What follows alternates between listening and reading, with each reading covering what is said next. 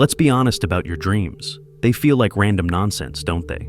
A nightly movie with no plot, a chaotic jumble of the day's leftovers. One minute, your third-grade teacher is riding a dolphin. The next, you're taking a final exam you never studied for. You wake up, shake your head at the sheer weirdness of it all, and just dismiss it. It's just your brain cleaning house, right? Meaningless static. That's the easy, comfortable explanation we've all been given. But what if I told you that in dismissing your dreams, you're shredding a secret roadmap to your own future? A map drawn by the wisest part of you. What if those nightly movies weren't random at all? What if they were deeply personal, symbolic messages, designed specifically for you and you alone? The great Swiss psychiatrist Carl Jung, one of the most important thinkers of the 20th century, made a discovery. He found that our dreams are not noise. They are messages. They are the most honest and direct communications we will ever get from the deepest, most intelligent core of our being. And by the end of this, you'll start to learn the language they speak. You'll learn how to start decoding them. We live in a world that worships the conscious mind. We celebrate logic, productivity, data. We celebrate what we can see, touch, and measure. Our entire education system, our corporate culture, our social values, they're all built on the altar of rational thought.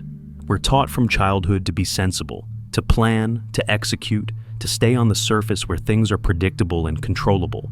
And in this bright, noisy, hyper-connected world, there's very little room for the quiet, mysterious, and often illogical world of the dream. The dream is the realm of the night. It's dark. It's strange. It doesn't play by the rules of physics or linear time. So, we've developed a collective habit of what I call the great dismissal. We wake up, and if we remember a dream at all, we share it as a funny, bizarre story.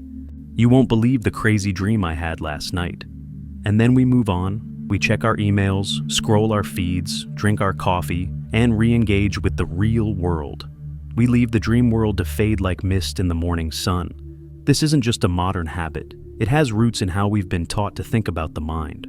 For a long time, the most popular psychological model for dreams came from Sigmund Freud. Freud, who was once Jung's mentor, famously saw dreams as the royal road to the unconscious. But his map of that road was, in many ways, pretty limited. For Freud, the dream was mostly a mechanism of disguise. He saw the unconscious as a cellar where we lock away our unacceptable desires, our repressed wishes, our childhood traumas. Dreams, in his view, were a kind of censored film. The true meaning, the forbidden wish, had to be heavily disguised by the mind's internal censor just to make it to the screen. So, a dream about a sword wasn't really about a sword. It was a phallic symbol. A dream about a cave wasn't about a cave. It was a symbol of the womb. The dream's job was to fulfill a repressed wish while hiding it, so it wouldn't wake you up. According to Freud, to understand a dream, you had to look backward. You had to excavate the past to find the original, repressed conflict the dream was concealing. And while this was a revolutionary idea, it still painted the unconscious as a dungeon of past demons. It made dream work feel like an archaeological dig into what's wrong with you. But what if the unconscious isn't just a cellar for our past traumas? What if it's also a vast, creative, and wise space that's actively trying to guide us forward? This is where Carl Jung staged his quiet revolution. He addressed a fundamental pain point of modern life, that feeling of being disconnected, of being cut off from a deeper sense of meaning and purpose. We live in a world that often feels shallow, a world that encourages us to build a perfect-looking life on the outside, while on the inside, we feel a nagging emptiness, a sense of being a stranger to ourselves. We follow the path, get the job, buy the things, post the pictures, and yet we feel this profound spiritual and psychological hunger. Jung understood this alienation. He saw that by ignoring our dreams, we were cutting ourselves off from the very source that could heal this division and make us feel whole again. He believed the great dismissal of our dreams was a tragic mistake, like a ship's captain, ignoring the one navigator who has the only map of the vast, unknown ocean ahead. We think we're the captain, standing at the helm of our conscious mind, but we're sailing on an ocean of the unconscious that is 1,000 times larger and more powerful. And it's from this ocean that our dreams arise, as messages about the currents, the weather, the hidden treasures, and the coming storms. To really get the power of this new perspective, you have to understand the man who pioneered it. Carl Gustav Jung wasn't some armchair philosopher. He was a practicing Swiss psychiatrist who dedicated his life to exploring the deepest corners of the human psyche. For years, he was Freud's chosen heir, the crown prince of psychoanalysis. But Jung was a fiercely independent thinker. He just couldn't accept that all of human psychology, mythology, and art could be boiled down to repressed sexual instincts. His own experience with patients told him something bigger was going on. This disagreement led to a painful but necessary break with Freud. Jung chose to follow his own path, a path that led him into a profound and at times terrifying exploration of the unconscious mind. He didn't just theorize about it, he dove into it. He meticulously recorded his own dreams, his visions, his fantasies. He documented this intense inner journey in what's now known as the Red Book, a massive illustrated manuscript of his personal confrontation with the unconscious. And from this deep, personal, and clinical exploration, he built his revolutionary theory of dreams. To give you a sense of his credibility, consider this staggering fact. By his own count, Jung personally analyzed over 80,000 dreams in his career. This wasn't a side interest for him. It was the central pillar of his work. He wasn't just guessing, he was observing patterns across tens of thousands of examples, from people of all ages and all walks of life. And here is the cornerstone of his entire philosophy, the idea that changes everything. Dreams are not trying to hide things from you. They are trying to show them to you. The dream is the natural, unvarnished voice of your unconscious. The problem isn't that the dream is deceptive.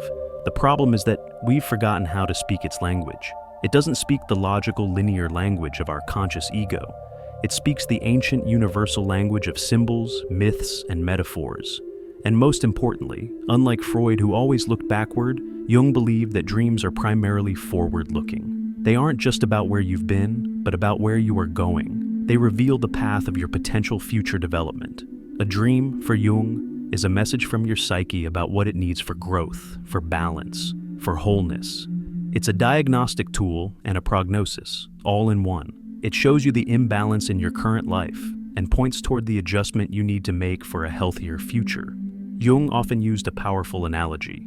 He compared our consciousness, our ego, to a small island or a ship on the vast, mysterious sea of the unconscious. Our conscious mind knows what it knows. It sees the sky, feels the deck, sees the horizon. But the ocean beneath contains everything else. The immense unseen depths, the powerful currents that guide the ship's course, the strange creatures of the deep, and the dangerous submerged reefs. The unconscious for Jung wasn't just a junkyard of trauma. It was the source of all our creativity, our intuition, our spiritual instincts, and our deepest wisdom. It's the raw, fiery magma from which our personality is formed. When you have a dream, it is a piece of that vast ocean bubbling up to the surface. It's a direct sample of the psychic sea you're floating in. To ignore it is to ignore the fundamental reality of your own being. It's like a sailor refusing to look at a weather report. You might be able to steer the ship for a while, based on what you can see, but you're ultimately at the mercy of forces you refuse to understand. Jung's work invites us to become deep-sea explorers of our own minds, with our dreams as the vessel that can take us there. So, if dreams are honest messages, why are they so weird? Why don't they just say what they mean? Why all the riddles and strange characters? The answer is simple and profound. Dreams speak the native language of the psyche, which is the language of the symbol. This is the most critical principle in Jungian dream work, and it's where he completely breaks from pop psychology dream dictionaries. You know the ones. If you dream of your teeth falling out, it means you're anxious about your appearance. If you dream of flying, you desire freedom. Jung would say this is not only wrong, it's actively harmful. It's like trying to translate a great poem using a pocket dictionary. You might get the literal meaning of a few words, but you will completely miss the beauty, the nuance, and the true soul of the message. For Jung, a symbol is not a sign. A sign has a one-to-one meaning. A stop sign means stop. That's it. But a symbol is alive. A symbol is the best possible way to express something that can't be fully captured in rational terms. It's a vessel holding a complex web of meaning, emotion, and energy. And here is the secret key. The meaning of a symbol is unique to the dreamer. The same symbol can mean vastly different things to different people. Let's take the classic example of a snake. If a biologist who loves reptiles dreams of a snake, it might mean something very different than if a person with a deep phobia of snakes has the same dream. For one, it could be a symbol of knowledge, transformation, or nature. For the other, it might symbolize a hidden threat, betrayal, or a venomous part of their own personality. Or take the symbol of a house. For one person, a house in a dream might represent their own psyche. A messy room could point to a neglected area of their life. But for someone who just went through a painful foreclosure, a dream about a house could carry the emotional weight of loss, instability, and failure. This is why Jung was so adamant. You must never use a generic dream dictionary. To understand a dream symbol, you have to ask the dreamer. His method wasn't Freud's free association, where one thought just leads to another, further and further away from the original image. Jung's method was amplification. You circle the symbol, you stay with it. You ask, what does this specific image, this old wooden house with the peeling paint by the sea, mean to me? What feelings does it bring up? What memories does it trigger? The meaning is contained within the image itself and its personal context for you. These symbols aren't random. Jung believed they are spontaneous products of the unconscious. They bubble up from the depths for a purpose. They act as transformers of psychic energy. They take the raw energy of the unconscious, an unexpressed emotion, a developing potential, and they shape it into an image. This image then acts as a bridge. By thinking about the symbol, by engaging with it, you allow that energy to flow across the bridge into your conscious awareness, where it can be understood and integrated. Think of it like this. Your conscious mind is the manager of a company. It deals with the day-to-day operations, the spreadsheets, the emails. The unconscious is the company's brilliant, eccentric, but non-verbal head of R&D. This R&D department is constantly innovating, seeing future trends, identifying deep structural problems. But it can't write a memo. Instead, it sends the manager a blueprint, a prototype, a strange piece of art. The manager could look at this strange object, say, I don't understand this, it's useless, and throw it away. Or the manager could sit with it, study it, and try to understand the genius insight it contains. That strange object is the dream symbol. Learning to interpret your dreams is learning to read the brilliant, symbolic blueprints sent up from the most creative part of your own organization. So, what's the engine driving all of this? Why does the psyche even bother sending these symbolic messages? The answer is a concept called compensation. This idea is both elegant and incredibly powerful once you see it in your own dreams. The theory states that the main job of most dreams is to compensate for the imbalances and one-sidedness of our conscious mind. The psyche, like the body, is a self-regulating system that is always striving for balance, for homeostasis. When your body gets too hot, you sweat. When your blood sugar drops, you feel hungry. Your body is constantly making automatic adjustments to stay in equilibrium. Jung proposed that the psyche does the exact same thing. Our conscious mind, our ego, tends to become one-sided. We might overvalue logic and suppress our emotions. We might become arrogant and lose our humility. We might focus so much on our career that we neglect everything else. When our conscious attitude gets too tilted in one direction, the unconscious will produce a dream that pushes back in the opposite direction, trying to restore balance. The dream is the psyche's counterbalance. Let's make this concrete. Imagine a man who is a ruthless, hyper-rational CEO. In his waking life, he's all about facts, figures, and control. He prides himself on being unemotional. His conscious attitude is excessively rational and hard. So, what might he dream about? He might dream that he's lost in a dark forest, weeping uncontrollably. Or he might dream he's trying to save a small, wounded animal. This dream is compensating for his one-sided persona. It's bringing up the emotion, the vulnerability, the compassion that he suppresses in his daily life. It's not judging him, it's trying to make him whole. Or consider the opposite. A person who is overly emotional, passive, and timid. Someone who is always trying to please others and is afraid to assert their own needs. Their conscious attitude is too soft and yielding. They might have a dream where they're a powerful warrior, a roaring lion, or a king giving commands. The dream is compensating by bringing up the aggression and personal power that is lacking in their conscious life.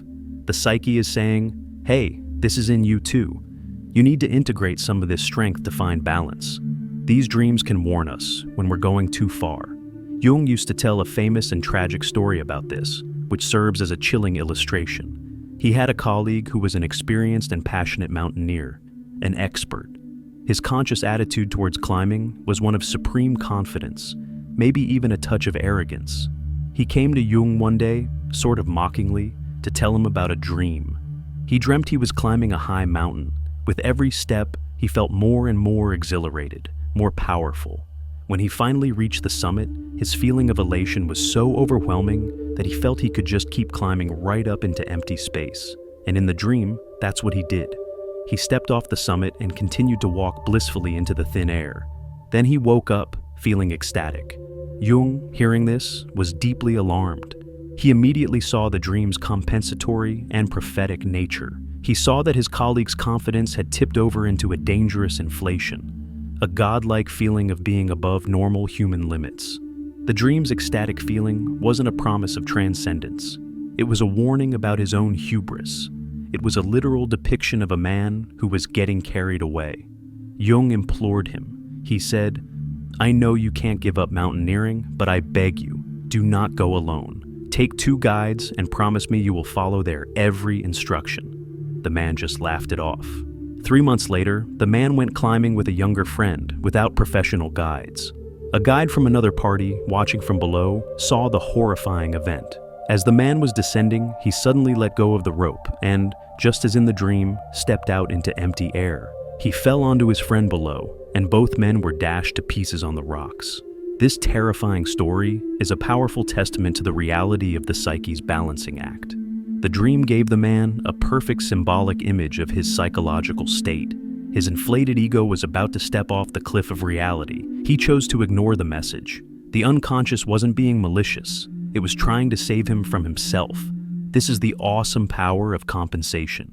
Your dreams are the ultimate reality check, constantly working to keep you from falling off the cliff of your own one-sidedness. We're about to go deeper into the ultimate purpose of all this dream work, the lifelong journey Jung called individuation. This is where the magic really happens. If you're finding this valuable and it's sparking new questions for you, take a second to subscribe and click the bell icon so you won't miss what's next. And I'm curious, have you ever had a dream that felt like a clear warning or a message? Share your experience in the comments. The community here is a great place to explore these ideas together. So, we get it. Dreams speak in personal symbols, and they work to compensate for our imbalances. But to what end? What's the ultimate goal of all this inner work? Is it just to become a slightly more balanced person? For Jung, the answer was far more profound and inspiring. The ultimate goal is what he called individuation. Individuation is the central concept in Jungian psychology. It is the lifelong process of becoming the individual that you were always meant to be. It's the journey of discovering and integrating all the scattered, hidden, and undeveloped parts of yourself to become a whole, complete, and authentic person. It's important to understand what this means. Individuation is not about becoming perfect.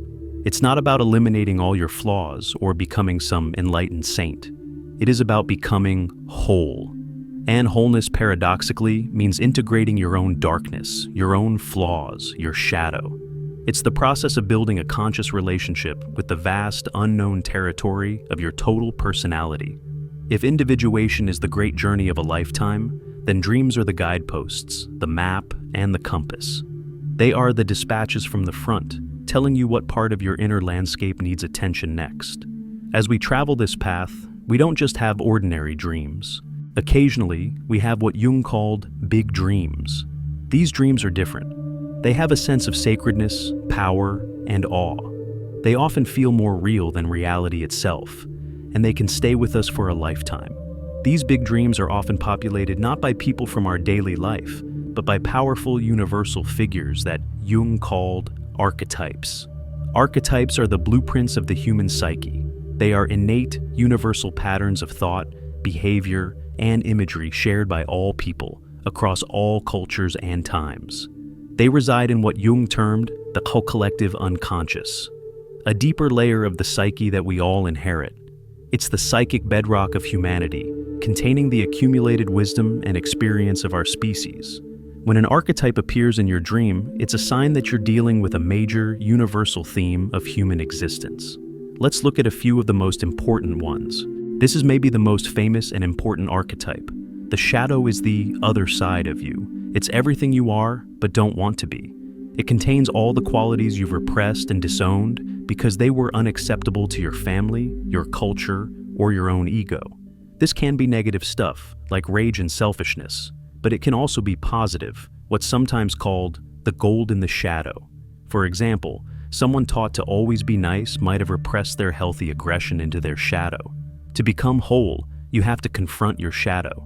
In dreams, it often appears as a dark, menacing figure of the same sex, who pursues or attacks you. The first impulse is to run. The real work is to turn around, face this figure, and ask what it wants. The anima is the unconscious feminine side of a man. The animus is the unconscious masculine side of a woman. They represent the soul image, the inner other we must connect with to be whole. In a man's dream, the anima might appear as a mysterious maiden, a goddess, or a wise woman. His relationship with this inner figure will profoundly affect his relationships with actual women. In a woman's dream, the animus might appear as a hero, a wise old man, or a dangerous outlaw. Her task is to integrate the qualities of logic and assertion that he represents.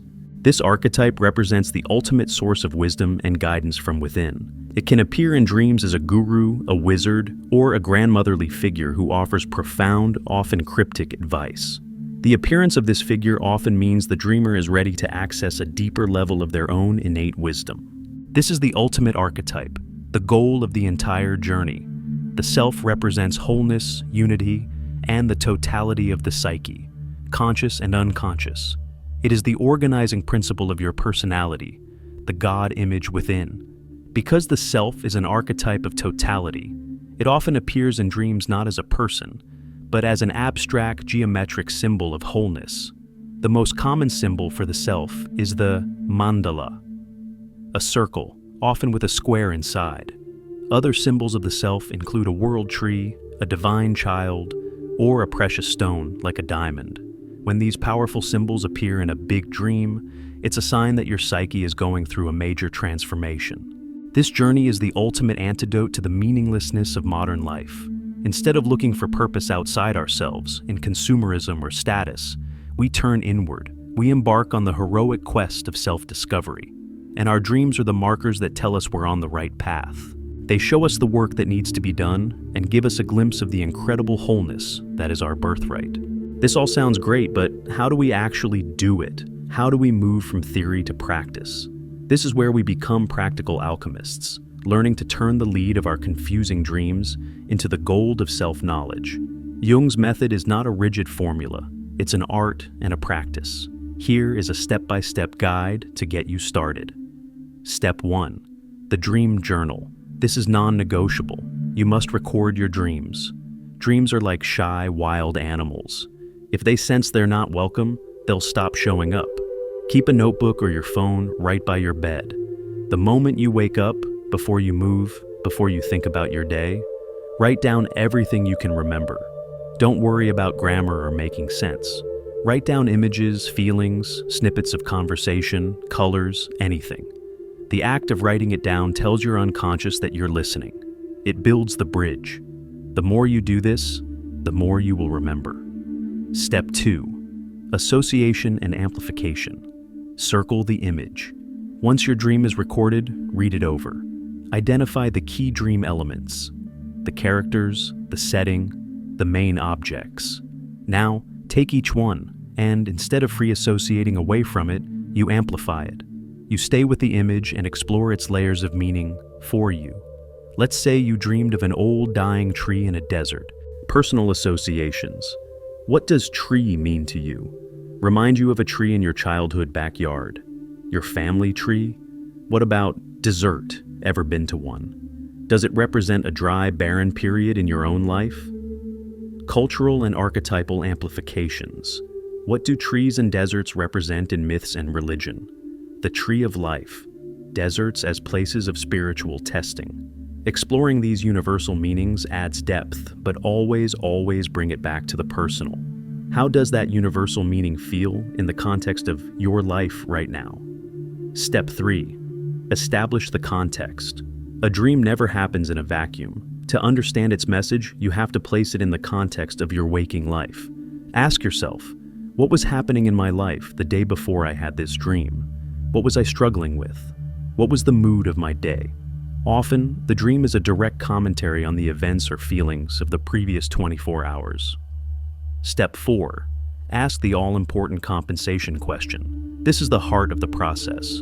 Look at the dream's message and your conscious situation and ask, what conscious attitude does this dream compensate for?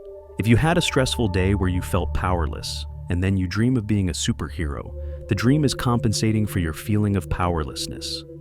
If you've been avoiding a difficult conversation, and you dream that a bridge is collapsing, the dream is compensating for your avoidance by showing you a vital connection is in danger.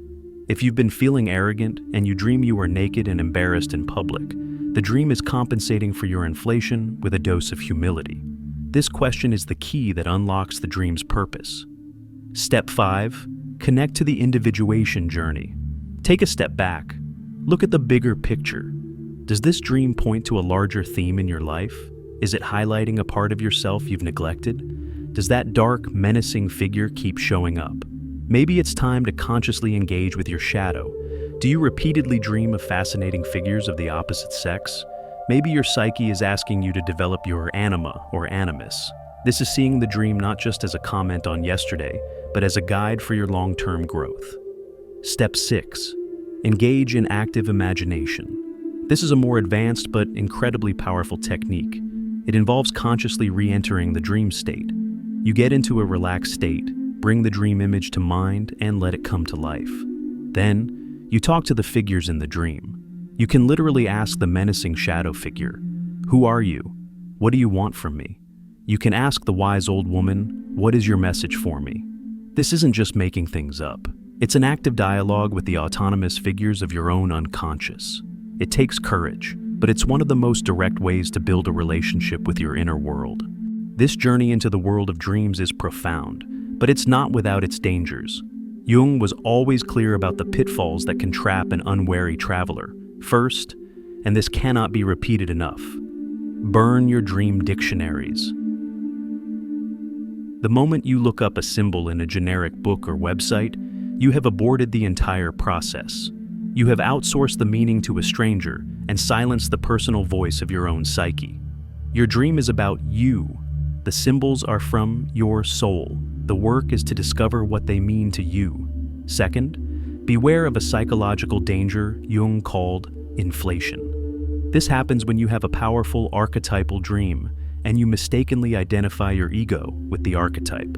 You dream you're a hero who slays a dragon. The correct interpretation is that your psyche has the potential for heroic energy that you need to integrate to solve a problem in your life.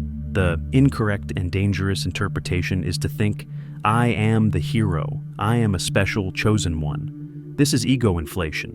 You've been possessed by the archetype instead of integrating its energy. It leads to arrogance, delusion, and a disconnection from reality. The goal is to be in a relationship with the archetypes, not to become them.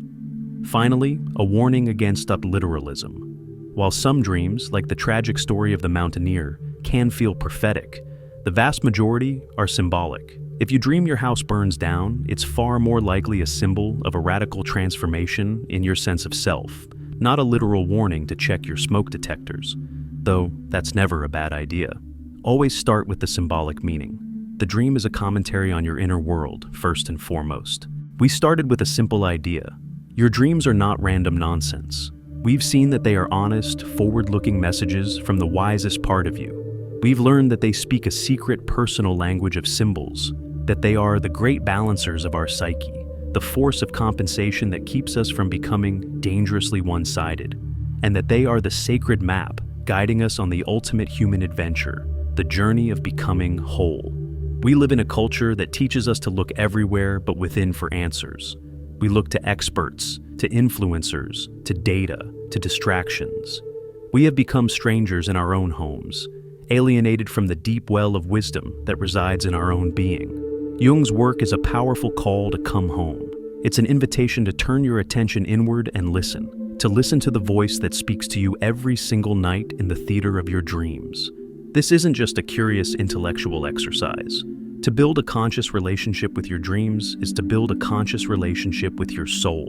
It is to find guidance in your confusion, courage in your fear, and the missing pieces of yourself you've been looking for. It's the most personal, challenging, and rewarding work you can ever do. The longest and most important journey is the journey inwards, and your dreams are the map, handed to you fresh every single night. The only question is whether you will finally choose to read it. Thank you for joining me on this exploration. If this opened up a new perspective for you, please give it a like and subscribe for more journeys into the landscape of the mind. The best part of this work is hearing how it resonates with others. Please share your own thoughts, insights, or dream experiences in the comments below. Let's create a community of dream explorers together. Until next time, listen closely. Your future self is trying to tell you something.